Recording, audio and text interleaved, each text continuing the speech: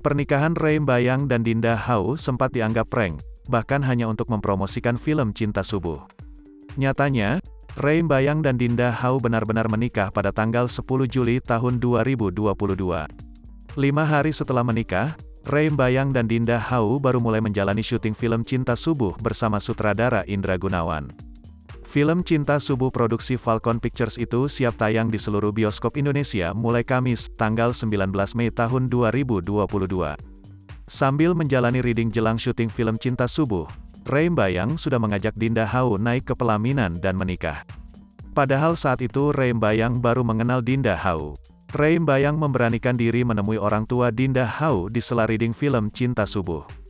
"Pernikahan kami ini sempat dianggap hanya untuk promo film Cinta Subuh," kata Ray Bayang di sela gala premier film Cinta Subuh di bioskop 21 Epicentrum Walk, Kuningan, Jakarta Selatan, Sabtu, tanggal 14 Mei tahun 2022.